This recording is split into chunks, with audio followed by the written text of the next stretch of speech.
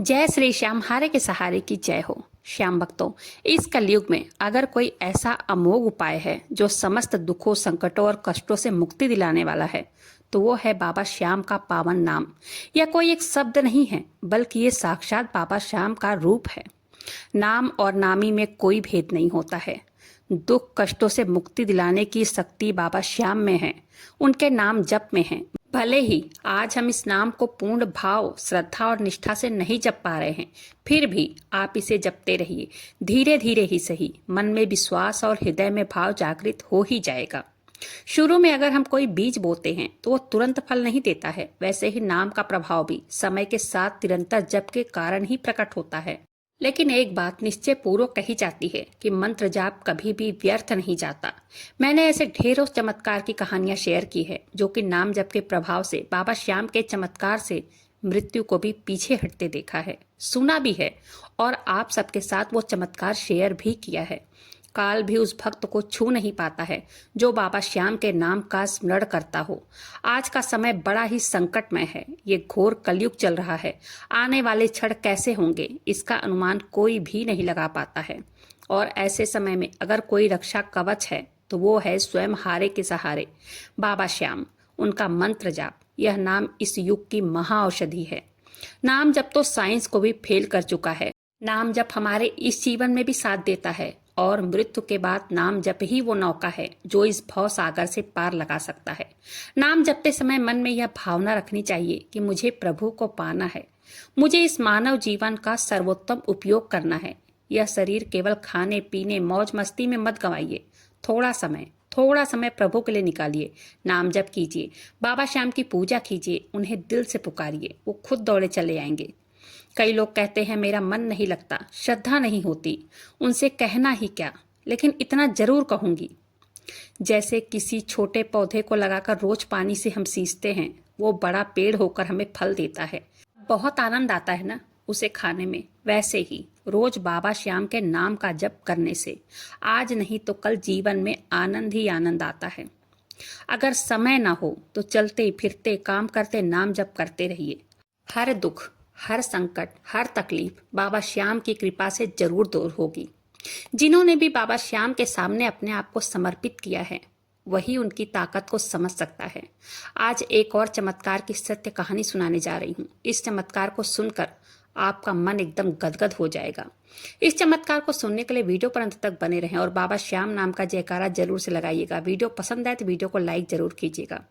यह सत्य कहानी चंद्रकला जी ने भेजी है बिहार से, लेकिन उन्होंने अपना पूरा जीवन दिल्ली के किराए के कमरे में रहकर बिता दिया। वो बताती हैं उनके एक बेटा, दो बेटियां हैं। बेटे की पढ़ाई पूरी हो गई, बेटियों की भी पढ़ाई पूरी हो गई। कहीं जॉब नहीं मिल रहा था, ना बेटियों को जॉब मिल रहा था, ना बेटे को जॉब मिल रहा था। बेटा सबसे बड़ा था। चंद्रकला जी कहती हैं मैं और मेरे पति मजदूरी का काम करते थे। सारा जीवन हमने मजदूरी का काम किया और अपने घर बच्चों को पढ़ाया लिखाया। घर की स्थिति बहुत खराब थी, क्योंकि जब पढ़ाई पूरी हो जाती है बच्चों की और जॉब ना मिले तो बच्चे भी अपने आप में मायूस रहते हैं।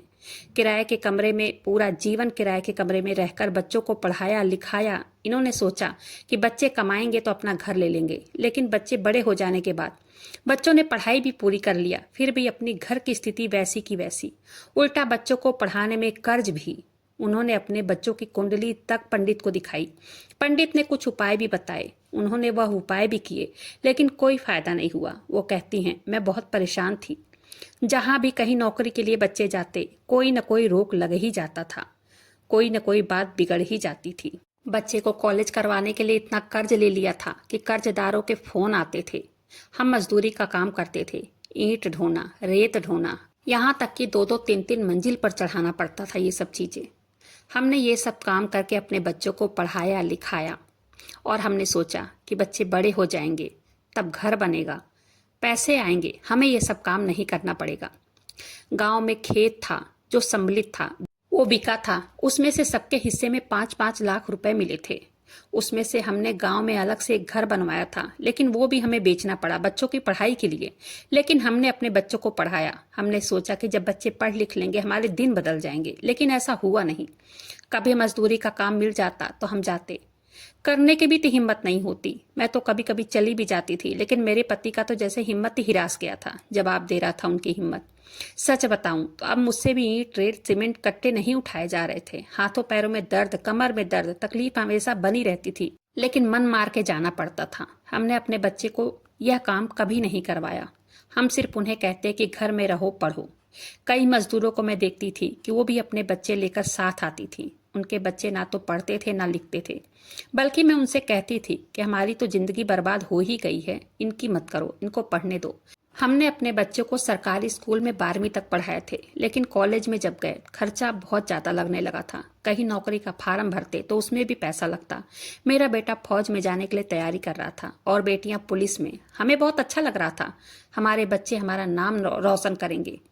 इसलिए हम उन्हें पैसा देते, कर्ज लेके देते, घर बेच के देते, लेकिन हर जगह से निराशा ही हाथ लगती। कहीं का कोई रास्ता दिखाई नहीं देता। हम गरीब आदमी और पैसे पढ़ाई में खर्च नहीं कर पा रहे थे। तब समझ में नहीं आ रहा था कि क्या करें। ऐसे ही दिन मायूसियत में कट रहे थे। तब हर महीने हमारे एरिए से खाटू श्याम के लिए बस जाती थी।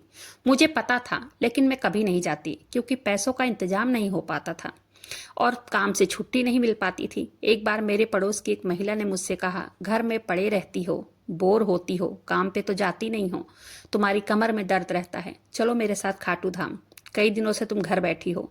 उन्होंने कहा, और लेकिन मैंने मना कर दिया था, मेरे पास पैसा नहीं था। मेरे पति गए थे ड्यूटी। मैंने कहा कोई बात नहीं, मेरे पति आ जाएंगे, उनसे पूछ के, अपने बच्चों से पूछ के तुम्हें बताऊंगी मैं। उन्होंने कहा कोई बात नहीं, तुम्हारे पास पैसा नहीं है, तुम्हारा पैसा मैं दे दूंगी, चलो। ये कहती हैं शाम को मेरे पति आए, बच्चे आए।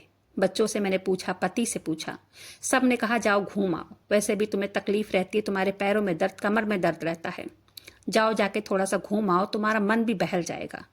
तो वो कहती हैं 2 साड़ियाँ मैंने अपनी पैक कर लिया और 200 रुपये मेरे पास थे, वही मैंने पर्स में रख लिया और चली गई। खाटू धाम पहुंच गए हम लोग। वहां जाकर धर्मशाला में बस रुकी। बस वाले सभी से कहने लगे कि जाओ नहा धो लो, दर्शन कर लो। हम लोग सब नहा धोकर चले गए दर्शन करने। लाइन में लग गए, सभी ने दर्शन किया।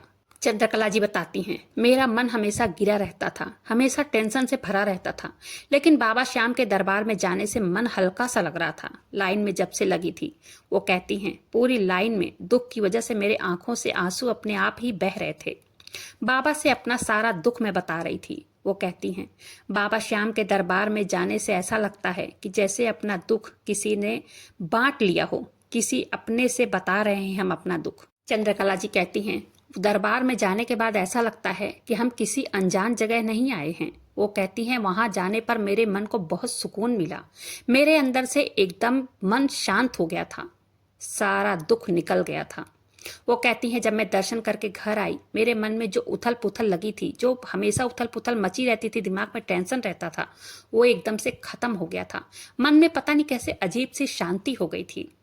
चंद्रकला जी की सहेली घर आकर उनको बाबा श्याम के नाम जप के बारे में बताती हैं, पूजा के बारे में बताती हैं और कहती हैं, तुम बाबा श्याम की वहां से जो मूर्ति लाई हो वो स्थापित करो, उनकी पूजा करो। उनकी सहेली ने बताया, जब हम खाटू धाम से आते हैं तो हम बाबा श्याम की जोत जलाते हैं, तुम रोज उनके नाम का जोत जलाओ, नाम जप करो।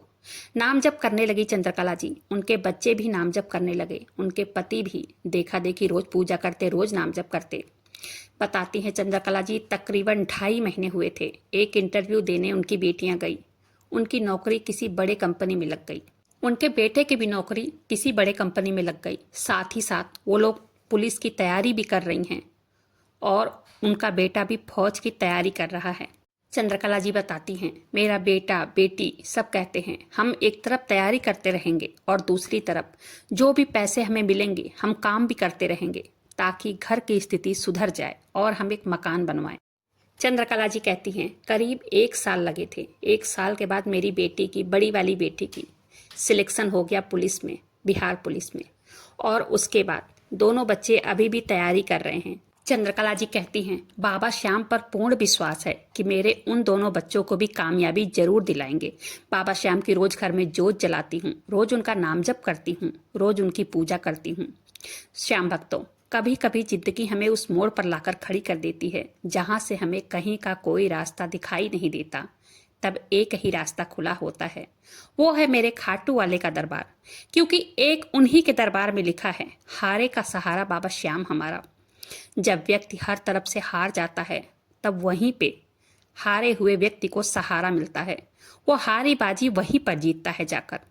यह कहानी यहीं पर समाप्त होती है। वीडियो पसंद आए तो वीडियो को लाइक कीजिएगा, अपने ही चैनल मैजिक उपाय को सब्सक्राइब जरूर से कीजिएगा। बाबा श्याम नाम का जयकारा दिल से लगाइएगा। मिलते हैं फिर ऐसी किसी वीडियो के साथ, तब तक के लिए जय श्री श्याम, हारे के सहारे की जय हो।